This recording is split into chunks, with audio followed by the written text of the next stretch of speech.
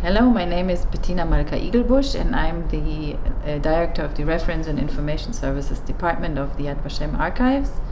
And I would like, actually I think my motivation for working at Yad Vashem is in part about my personal coping with the Holocaust as someone who was German born and not Jewish, from a non-Jewish family. My paternal grandfather was in the SA.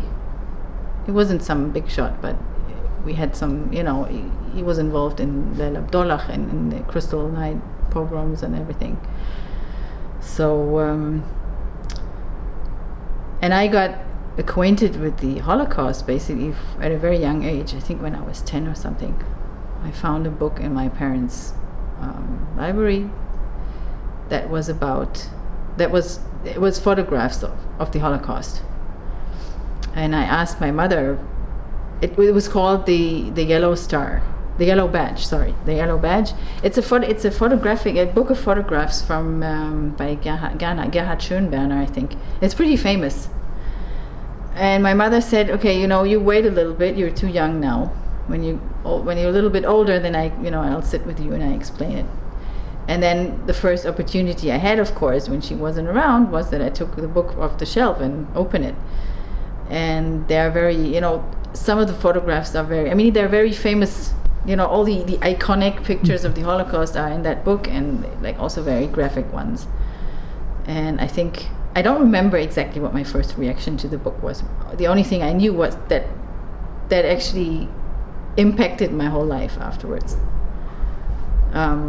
So I really started, asking about the Holocaust, and then I would read books for kids, children's books. There are children's books about the Holocaust. So I started reading them, and by the time I was 15, I also wrote a story by myself, which is unfinished. When I was 13, I started writing a story because the question that was so that always tormented me was actually that I was born too late to do anything, to change things. So it's a part I didn't really feel guilty, but in a way, I don't know if you can call it guilty, but I felt responsible. I felt, and I felt that I missed the opportunity to make up for it, or to do something so it wouldn't have happened, or it wouldn't. So I wrote this story about protagonist was myself as a girl back in the early 30s, and I had this Jewish friend, and I accompanied her, through the 30s. She was thrown out of school, so I left school with her, and I went with her to the Jewish school and all this kind of stuff. And I got to the point when her parents got arrested, and I had all this knowledge already, the chronological knowledge of what happened in Germany during those years. So I knew when Jewish kids were expelled from school, and then when people started to get arrested. And then the final scene in the book is when in the story is when we come. I take her home. She stayed at my house. I take her home, and we find her place all upside down and her parents gone. And then I stopped writing because I was too afraid of what was going to happen. So that was one thing. And when at the age of 15, I think we had a class trip to Munich, and we went to Dachau. So that was my first visit in a concentration camp in the museum or memorial place. And the rest of my class, and we hadn't touched the Holocaust yet at school. It's only in grade 11, but I basically knew a lot about it. And so for me, it was the only thing I remember about that trip was Dachau. I don't remember anything about Munich, about what we did there, or the only thing is I remember that we went to Dachau. And so, I grew, and over time I got attached to Jewish culture, history. I studied actually Jewish studies in Germany after I finished school, and slowly I developed the idea to convert. And retroactively today, I understand that as a way of and it's not a way of making up, but it's a way of, in a way it is. In a way it is, to have a Jewish family, to live in Israel, and it's a way of coping. And same as with my work at Yad Vashem. And did you have any friends growing up in Germany? Any Jewish friends? No, not really. I met my first Jews when I was in 6th grade, and we had this project. There was a week during the school year that we had like different kind of we worked on different projects, and so there was a project on Jews in Germany. So I joined that group, and we visited a synagogue, and we met with people from the Jewish community that was there, and learned about customs and everything, Jewish culture, religion, a little bit, of course. And we also visited the synagogue in Düsseldorf. I remember the rabbi that was the Av Bettina when I converted. Afterwards, he showed us the synagogue when I was in that group in 6th grade. And afterwards, when I met him again, was on the day when I converted, and he was the Av Bettina. And can I ask, how did your family respond when you showed interest in Judaism and when you converted?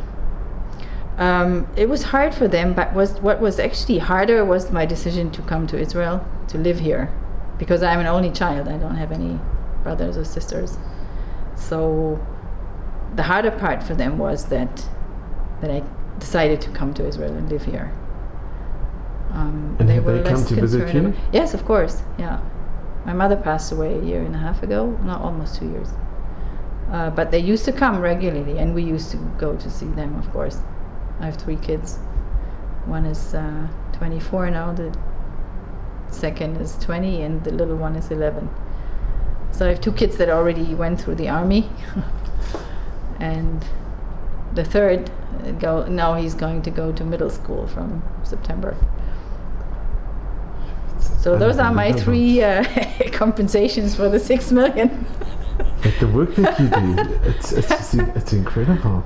But I actually know many. I mean, there are many converts, especially women.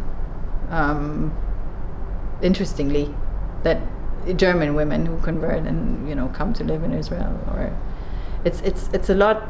It's not now in the younger like my generation. It was very. There are many, I think, like me, who delved into the whole story and who got personally involved, not always with a personal background, like they didn't maybe have any Nazis in the family, but maybe everyone had some or other. Someone was in the party, someone, I don't know, like my grandfather, he was in the SA. He wasn't any, he was not, he didn't do any major things, but he was he believed in the whole system, and he believed in the Nazi ideology, and so there's a personal connection, and maybe those people, they're like people my age who have those personal connections. A lot of them actually got very involved with the topic, and some converted. I know some converted. Did you ever meet your grandfather? No. And when I learned that he was in the SA, I actually stopped. Every year when we go to Germany in the summer, we make the cemetery round. Visit the graves of the family. And when I learned that he was in the SA, I stopped going to his grave. And only after my mother passed away, I had to feel that I felt I have to make some kind of closure. So I went for one last time after my mother passed away, and after I learned that there's a story that is connected to a piece of furniture that he stole from a Jewish shop during the November pogrom. That it was a kind of closet, something very elegant, and my mother told me that story when that was before she married my father. I think she came to their apartment and saw this piece of furniture which didn't fit the other, because the other one was they didn't have lots of money, so the other stuff was rather simple, so this thing stood out. And so she said she complimented my grandmother on this piece of furniture, and she said, and then she told that story, just without winking. She said that was from a Jewish shop, and something like, and then we showed them, we couldn't afford those expensive things that the Jews were selling, but then we got this for free or something, and then we showed them. That was what my grandmother said. And my mother was really shocked. My mother came from a different family. My maternal grandfather was Christian. He was very, he was Catholic, and he didn't agree with the Nazi ideology. So she got very different messages at home.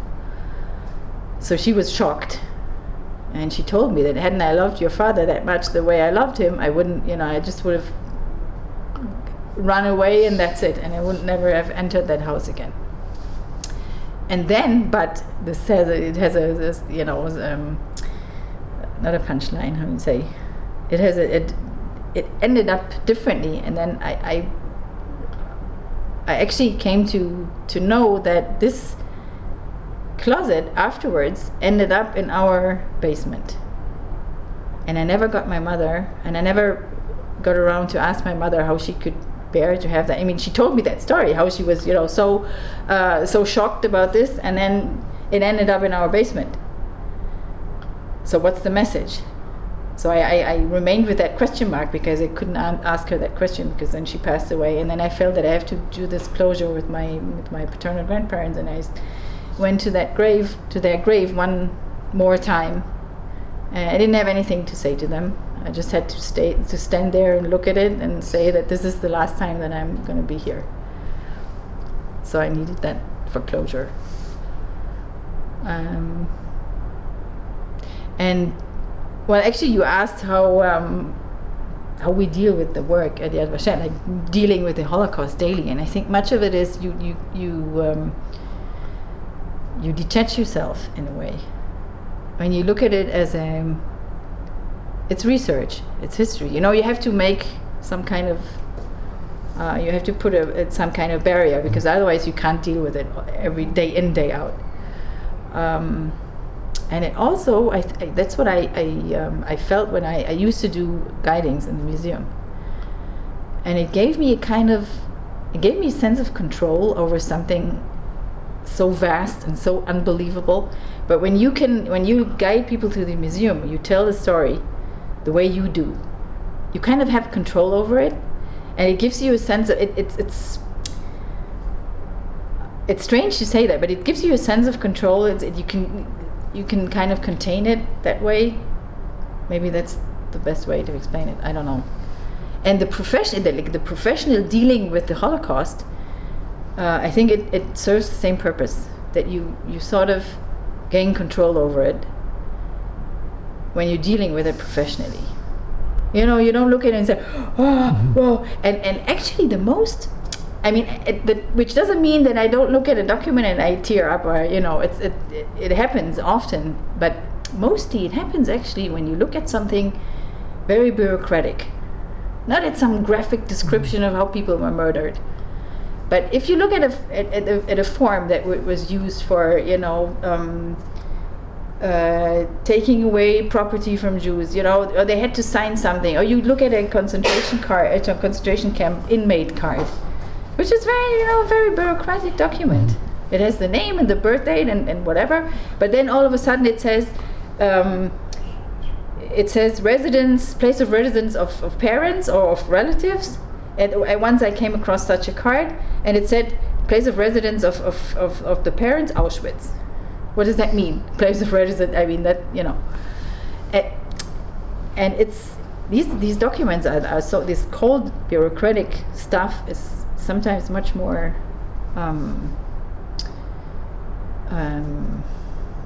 it's more terrible than if you have those graphic descriptions, because you understand what's behind it, the system that's behind it. They use these forms. They actually printed these forms by the hundreds of thousands to register people's property, to deprive them of their rights to do this and that. And this is the incredible thing, basically, about it, that they created this whole machinery. They created those millions and billions of documents for this purpose, to exterminate the Jews, to take a people, from the beginning, when they they made the laws, they deprived the Jews of their rights. It starts with that. It starts with delegitimizing the Jews as a group of people in German society, the estrangement, the segregation, all this kind of thing. And this whole bureaucracy created all these documents, and today you look at it and you can just see step by step how it worked, how they did it, how the thought that was behind it, the intention that was behind it. And it's just incredible. It's what can I say? And can I ask, when you see a survivor and they know that you originally were born German, it must be also an amazing encounter that you have. Yes, yeah. It's also when I met already a few survivors, and I also I did Yad Vashem also takes testimonies from people, from survivors, so also did that. So it's easier today. And also here, like only last week, I had this presentation with a survivor from Greece, and I showed him a map of the ghetto of Thessaloniki, and he was very, very emotional. And his prisoner's card from the original prisoner's card from Mauthausen. And afterwards I thought about it. I thought, how do I talk to this person? And I talked to them as an employee of Yad Vashem, as a professional. Because once it gets personal, it becomes very difficult. And I had another example that was actually my first professional encounter with a survivor, was when I think I finished the guides course, and I had just been a month into guiding, and I arrived at the museum in the morning. I had a group from New York. I knew that there were 3 generations: grandmother, grandfather, father and mother, and 2 grown-up children, like teenagers. And I didn't know any more information. I asked the department, the guiding department, do you have any more information? Do they have background, Holocaust background? Do they have families from where their families came? Nothing. They didn't ask. Obviously the travel agent didn't give any more details. So I arrived at the counter in the morning.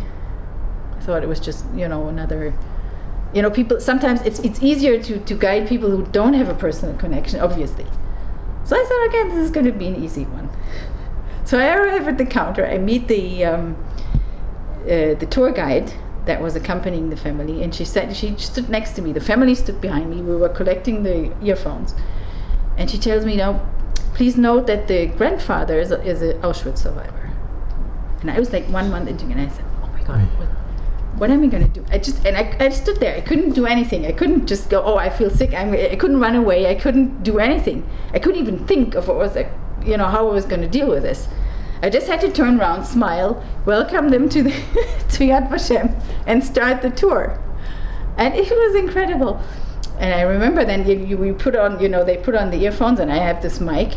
And when we walked out of the entrance hall on our way to the museum, I whispered it very quietly. I said, Shema Yisrael. But I don't know if they caught that over the mic, but I just, I didn't know what to do. I said, only God can help me to guide that group to the museum. I didn't really know how I was going to deal with it. So it was basically the grandfather, it turned out he was very, very asuf. How do you say that? He was... he had seen it all basically, but he was very quiet. He didn't say much, and he didn't really react. His family was much more into the topic. And then when we came to the middle, after the ghettos, I don't know how well you know the museum, but there's bathrooms there and stuff. So they took him to the bathroom, and I happened to talk to his wife, and she asked me about my background, and I told her, and she said, "Oh my gosh, you have to tell us in the end. You have to, to say who you are and where you are from." And I was like, "Are you sure?" But the most incredible thing was really when we came to the Auschwitz section, and here I was, a German-born person guiding all Auschwitz survivor through Yad Vashem, talking about Auschwitz. I mean, come on, this was the weirdest thing I've done in my life. And when we came to the end, to the Hall of Names, really, his wife asked me again, can you just, when I closed the tour, she said, can you tell us a little bit about yourself? She really wanted to, she had to. And then I told them the story of my grandfather. And then the survivor, who didn't show much of a reaction throughout the tour, started to cry. And I just gave him a hug. There was there was nothing more to say. There's no words. There's no words. You can't, really. Yeah. So, well, you're doing amazing. Holy work. You're really doing incredible work. And your story is just unbelievable. Thank you. Well, thank you so much. I didn't think this was. I'm sorry if it took so much of your time. This has been unbelievable. Really, thank you so much. You're welcome. It's just incredible. And if you, let me know what you. Well, we were talking about where was God in the Holocaust, basically, and I think I agree with. We as human beings have gotten the gift to choose between right and wrong, to make our own decisions, and which also means that we have to take responsibility for what we do. And that's basically the answer. I mean, it's maybe not a sufficient answer, but for me it's actually the only answer the only plausible answer that you can give to that question. That we are human beings, and there are human beings who choose evil and human beings who choose good. The question often people say is, where was God? But a more profound question is, where was man that allowed it also to happen? Right, yeah. Why was England, where was America? America, right. England. Yes, of course. Why wasn't Auschwitz bombed? That's right, exactly. And they knew, as early as 42, they knew what was going on. In the camps, they knew what was going on in Treblinka, and they knew what was going on in the Warsaw Ghetto. There was this Polish diplomat, Jan Karski, maybe you heard about him, who visited, there's also a story, I'm not sure if this is true, but maybe he sneaked somehow into Treblinka or something and he saw what was going on there. But he definitely had contacts in the Warsaw Ghetto and all over the place, and he knew what was going on, and he went to speak to Churchill, he went to speak to Roosevelt, and they told him that their first aim is, Roosevelt told him that actually. He listened to the whole story, and then he said, but we have a war to win, and whatever is needed to do that, we'll do first, and the perpetrators we're gonna bring them to justice. But what about doing anything now about this? I mean, you can stop this. You can at least, I don't know, do something to make it less massive, or to reduce the number of victims. But no. Also, when the St. Louis, when that ship went, and they couldn't leave in Canada and Cuba and in America, and then it went back to Europe. Right. Yes. Yeah. So people really did know. Yeah. Yeah, like the story with the St. Louis. There's a survivor who lives in Beitwagen, Mrs. Lowenstein. She's still alive, and she was on that ship. Yeah. She said she could never go to Miami because they saw the lights of Miami and there were no protests, there was nothing. Yes. And then they were sent back to Hamburg. Right. Yeah. Well, thank you so much. Welcome. I just want to thank you so much. This has been, there's just no words, really. I am just no words. It's been astounding to see this, to actually